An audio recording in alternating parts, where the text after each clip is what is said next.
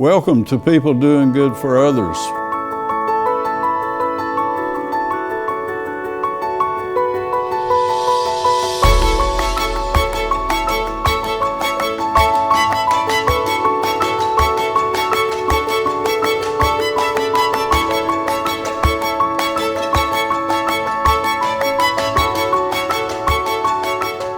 Good morning, friends. Welcome to People Doing Good for Others, where we celebrate and honor, hold in the light those who truly matter in our communities. I'm Gary York, and I'm grateful to be with you today on People Doing Good for Others. I want to thank Wilkes Communications, Riverstreet Network, and WIFM for this opportunity. And again, thank you for being with us. Our featured guest this morning is Ms. April Marr. She's Director of Student Services, Wilkes County Schools. Native of Wilkes County, also attended Peace College, Guildford College, and ASU and UNCG. Thank you again for being with us, and good morning to you, my dear friend. Good morning. And we're going to talk about disability today and resilience. And also, I want you to start, if you will, by telling us, what does a Director of Student Services do? I help support our school counselors, school social workers, and school nurses. I also work with our alternative program for students who maybe need a different way to learn than the traditional school setting. And I work with our students and families who are experiencing homelessness. Mm-hmm. Or might be engaged in the foster care system. Oh, wow. Thank you very much. Yeah. In our communication to start, you sent a great saying. I'm just really so grateful to receive this. You say the way we see people is the way we treat them, and the way we treat them is what they become. Let's go there, if you will. Okay. I think that we need to have high expectations for everyone that we encounter, because I think people are far more capable than we sometimes believe. And I know far more capable. Mm-hmm. Would you share with us your disability, and we'll go from there? Sure. I was born without my right hand, so I've never had it. Don't know life without it. But I have found over many, things over the years that other people sometimes view that as being limited in what I might be able to do. But I have never seen it that way. I have always seen it as a challenge, that if I want to do something, I'm going to figure out a way to do it. Please go back to being a small child and understanding that this is my life, if you will. I think it was pretty hard when I first went to school, in particular, just because I was different. And of course, all of the other children and the adults saw that difference right away. And again, I had never known anything else, so I didn't understand that I was going to be different. And there was a lot of teasing, Teasing? Mm-hmm. Okay. Maybe a little bit of bullying, what we would, talk about today. For example, I had a dog that got hit by a car. And thankfully, the vet was able to save the dog by just amputating one of his legs. So on the school bus, the dog would come out to greet us, as we were getting off the school bus. And my neighborhood kids, who were all boys, started calling me, or calling my dog, the Fall Without a Paw, because my last name was Fall at that time. And then they started calling me that. So that's kind of an example of some of the bullying. Wow.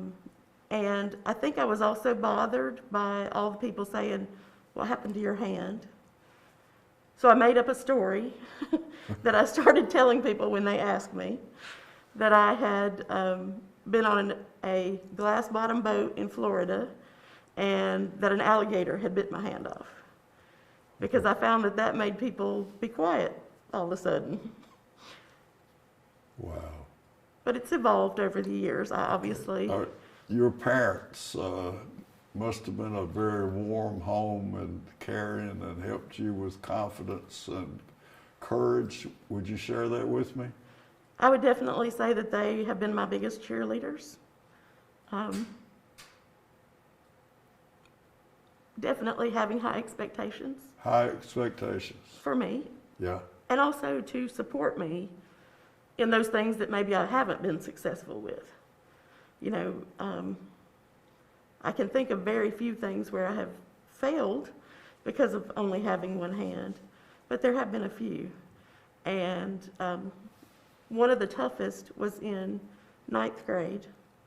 I had played basketball my entire life because I grew up in a neighborhood of all boys. I was the only girl.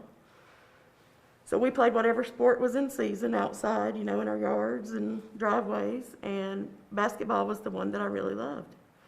So I had played basketball in the 7th grade and the 8th grade on my school team. And then when I got to 9th grade, I tried out for the basketball team.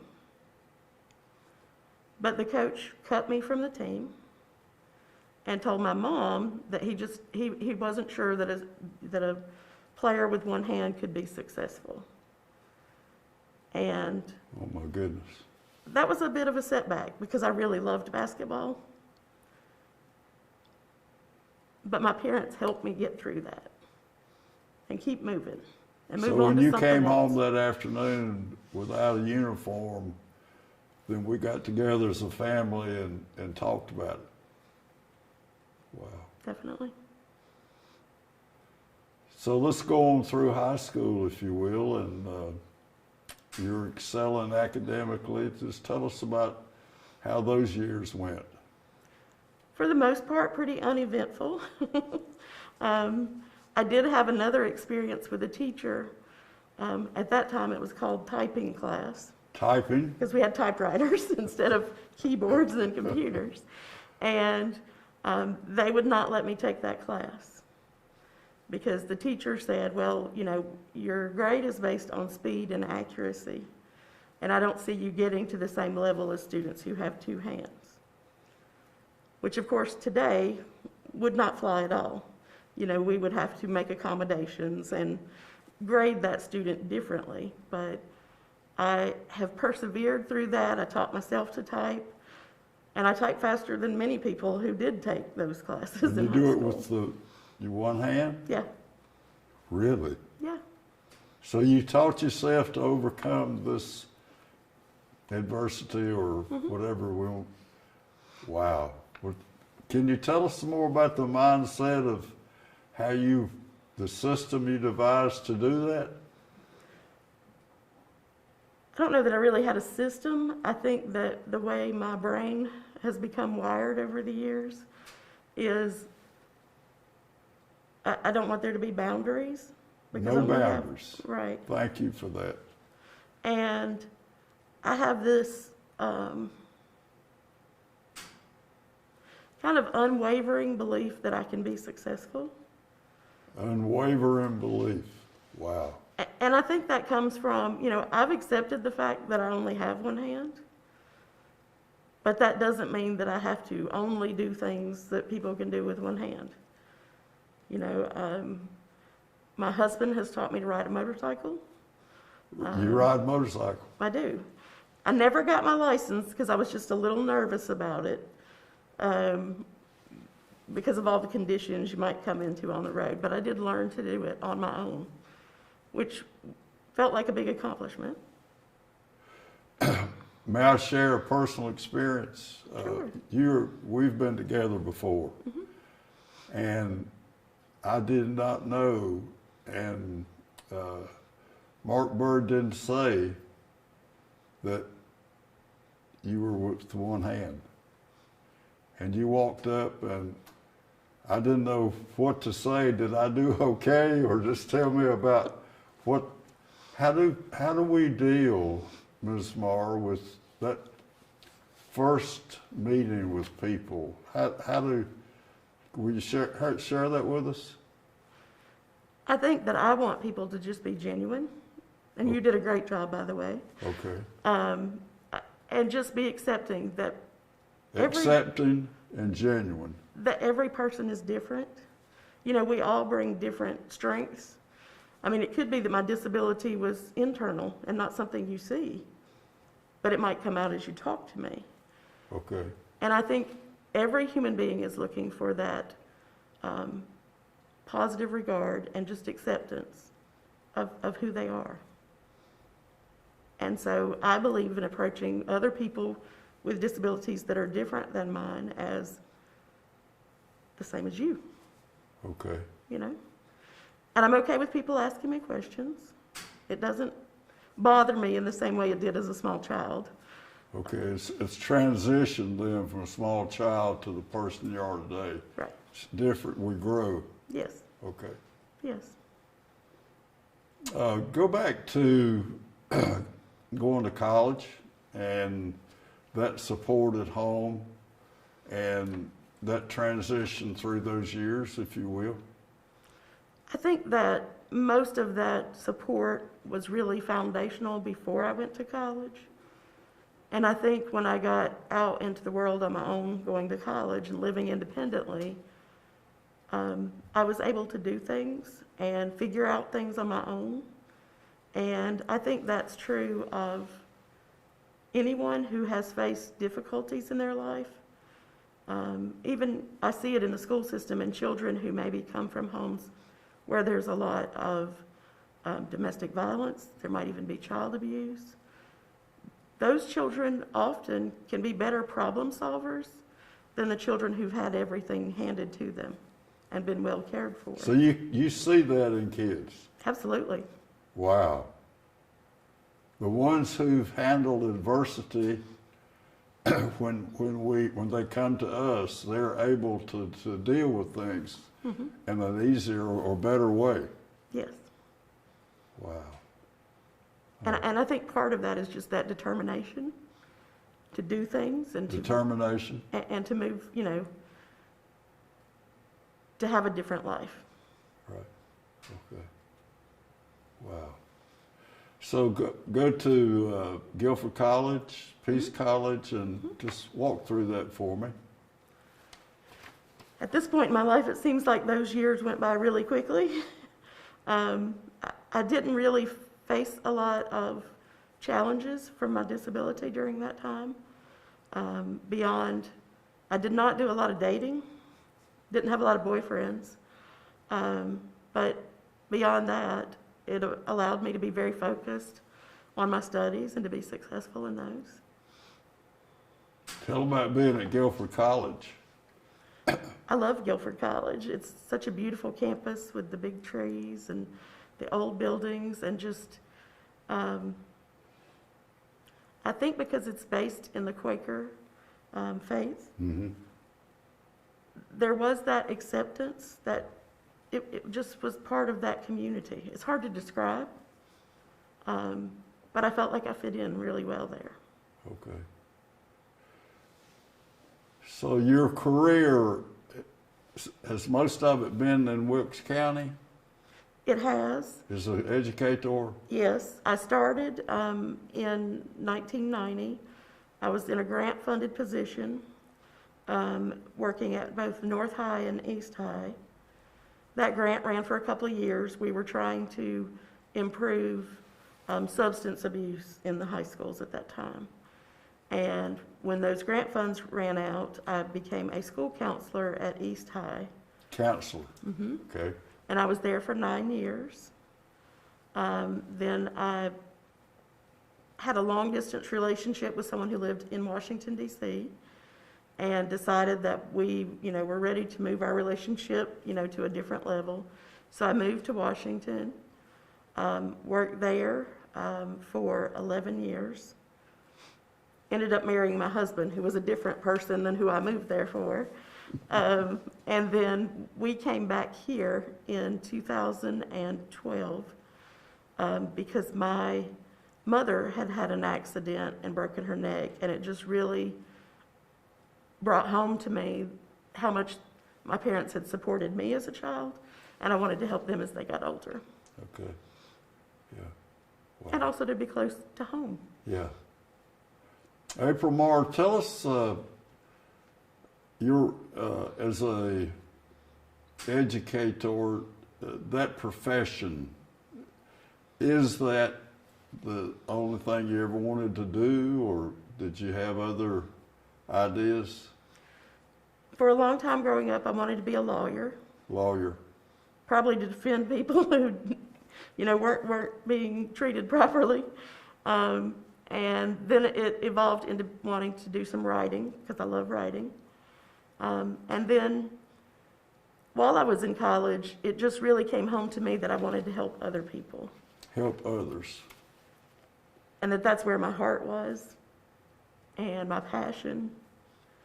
And so that's what I've been doing. Okay.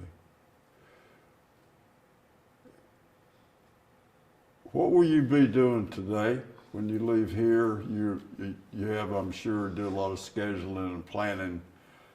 Tell us what the life of a director of student services, what April Marr will do today. Well, I have a couple of virtual meetings. One of them is around mental health and how mental health is changing during the pandemic. I have another virtual meeting with a few staff members to plan for the Gear Up grant, which is our college access grant that we have in partnership with Appalachian State. And I will also have a call from the health department where they will share the information with me about any students that we have who've been impacted by coronavirus. So students who are positive or who are close contacts, since they can't be in school, they notify me, and then I communicate that to the school nurse. Okay. And that's how we're making our buildings safe during this time. As I prepared to be for us to be together today, there was a great film on resilience. And I'd just like to, if you will, walk through a couple of these ideas that resilient people, these things that you cling to, that you have. And one is optimism. Would you go back to possibly a day that you made a choice of, I'm gonna be the best April Marr I can be? Is that a good question? Just look back at maybe a defining moment. I really think it's just been kind of evolving over my whole life. All right. Optimism. I do think it happened very early on for me. I think that, one, I'm predisposed to be optimistic. Predisposed? Yeah, I think that's part of my genetic makeup. Okay. And my life circumstances were good when I was born, which probably helped that. But I also think that optimism isn't just this Pollyanna being positive about everything. I think it is about kind of looking at your situation and really looking at the brutal facts. Teaching yourself to type. Yes. Is that a good example? Yes. Or just my reality of, I have one hand. I can't do anything about that. It's not going to change. And realizing that my life is going to be about sometimes working to overcome that obstacle. Working to overcome. But always believing that I could do that. Like, I've never started out to do something and not thought that I could do it. Were you first child? Only child? I was the first. I have a brother and a sister who are younger. Yeah. Of course, they don't have a disability. So that probably helped too. Those sibling challenges probably push me to try even harder sometimes. Yeah. Wow. Mm. So you've covered it. Do you have role models of folks with disabilities, or? I did not know anyone until I was in high school who had a similar disability. And it was a man, he was actually one of my friend's fathers. And I honestly don't know. I don't know if he had lost his hand in an accident or if it had been a birth defect. But he was the first adult that I saw, in my real life. I also remember Parade Magazine doing a story. I was in high school on Jim Abbott, the professional Yeah. baseball player. Yes. He had one hand. I do remember that being a defining moment of, if he can do that, I can do whatever I want. So Jim Abbott was a role model. Sure. Wow.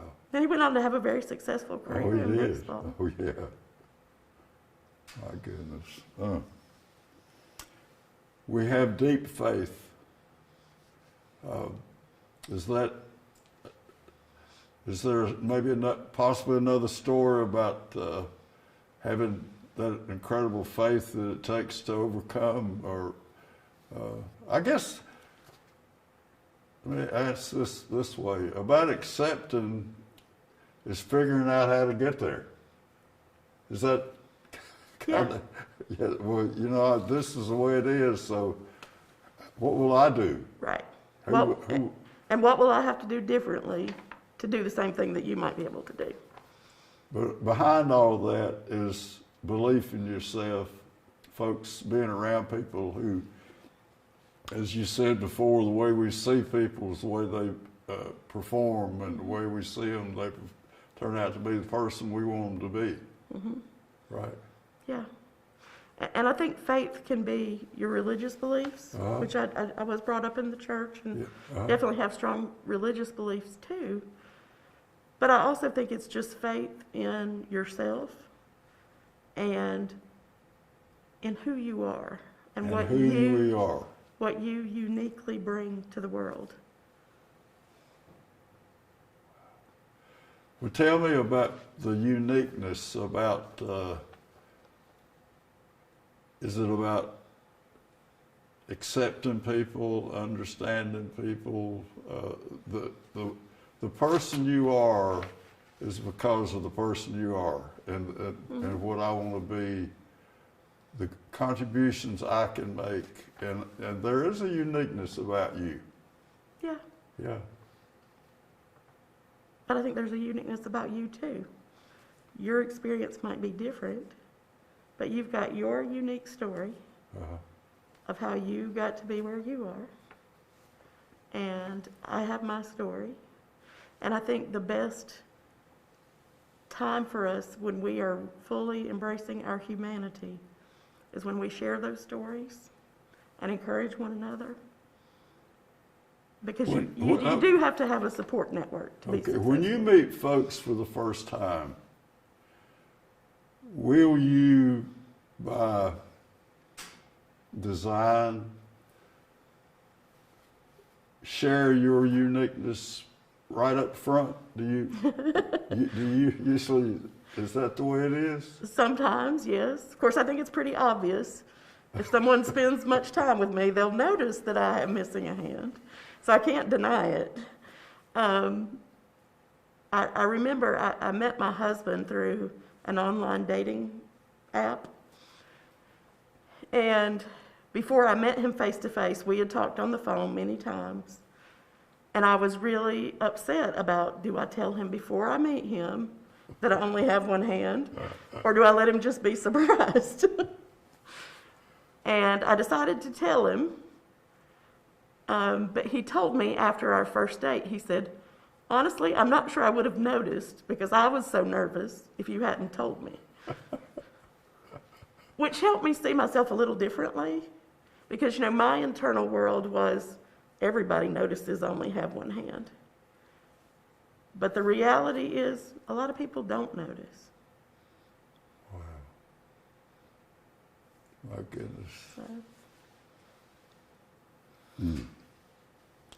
Support groups. Are we involved in sharing our experience and strengths and hopes with people? Would you be invited to tell your story places, or tell us, how does that work? Well, one of the places where I get to tell my story is either working with students, Okay. you know, because I can tell them about challenges I've faced and how I overcame those.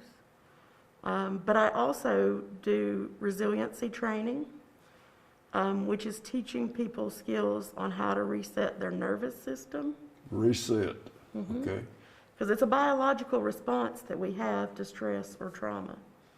And it happens no matter what, but there are tools you can learn to help keep yourself calm. Calm. And in your thinking brain, so that you can make the best decisions. Because I'm able to think through all the possibilities if I'm in my thinking brain. So through that training, I often get to share stories about my own experience. Resilience training, where would an April Marr go to have this training, or is it structured? Can you tell us a little more about the training? It is structured.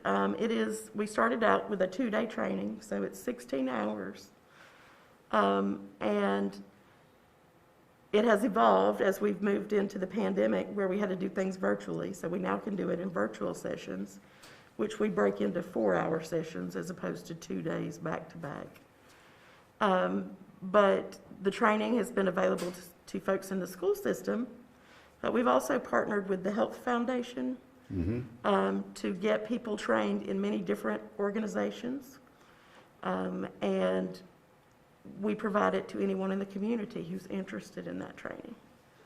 So are we doing some of it now in this community? Yes. How could a person, April Marr, get involved? Well, they could certainly contact me, but they could also contact the Health Foundation because they help us advertise the classes when we're offering them.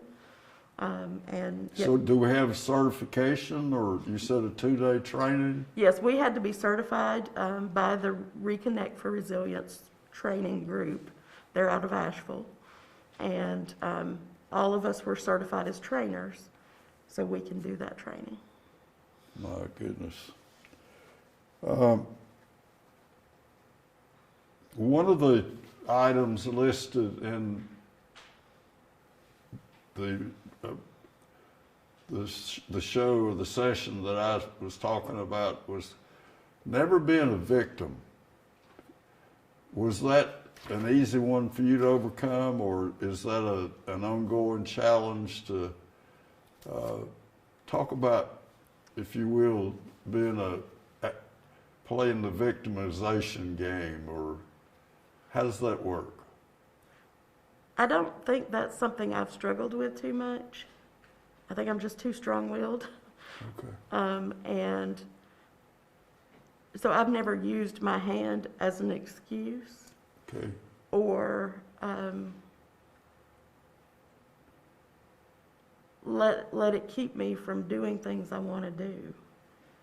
So that was just not going to be part of your makeup as being a victim. No. Because you're going to overcome, figure out, how do I do this? Mm-hmm.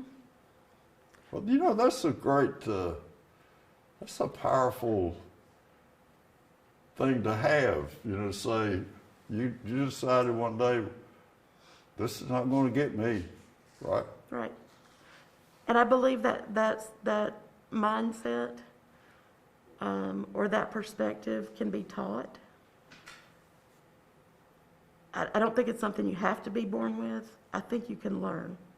You can learn to overcome. To respond differently. Respond differently. Mm-hmm. Oh, Ms. Marr, thank you so much. Respond differently. Mm-hmm. So that's a choice. I do think so. Okay. Wow. Because I could say, oh, you know, poor me, you know, I can't Poor do me, victim. X, Y, Z because I've only got one hand. You know, people are going to have to help me. Wow. I don't want that. So you spent a life being courageous and confident as we come close to the end, and I want to thank our sponsors again, WIFM and Riverstreet and Wilkes Communications, for this opportunity. This is a life changer for me. I want to thank you for being here. So tell us about, as we, Ms. April Marr, you're the Director of Student Services, that uniqueness again. Let's talk about how you embrace youngsters who need who maybe don't have the courage and the confidence to overcome. Do that for us toward the end, if you will. I think that all educators have an opportunity to build a relationship with students, to get to know their story, to offer them that safe space. Safe space. To just be themselves. Be themselves. To share that story, Yeah. whatever that story may be. And to be willing to share my story. Is that okay? Sometimes, yes. Yeah. And that's sometimes hard for teachers. Yeah. You know, because you don't want to show any weakness. I think that educators have a unique opportunity to build relationships with students, to hear their stories, whatever that story may be, and to be supportive of them, to be that safe space where they can feel accepted, where they can grow. And I know for me, my 6th grade teacher was Mike Dancy at Mulberry Elementary. He went on to become an administrator in the school district. But he really gave me just that acceptance. And I really do think that probably has impacted the rest of my life. Well, Mike, who'd you say again? Mike Dancy. Mike Dancy. Mm-hmm. Now, who was he again? He was my 6th grade teacher. Okay. But he was the first teacher to really get to know every student. And like he sometimes had nicknames for some of us. But it was just a very safe space. Safe place. You could be yourself. You know, and I really think I started learning and growing differently than maybe I had in my early elementary years. Okay. Well, thank you so much for sharing your hope and your courage and your life and the willingness to give back these special assets that you carry with you today that people can overcome, people can learn to type, people can learn to do anything they want to do. So thank you for being my special guest today, and I pray to be with you again soon. So thank you very much, April Marr. Thank you. April Marr is the Director of Student Services in Wilkes County, and sharing a disability and how God gives us the strength when we want to be better. So to be with us again, this is People Doing Good for Others, and I look forward to the next time we can be together. Thank you very much. Bye-bye.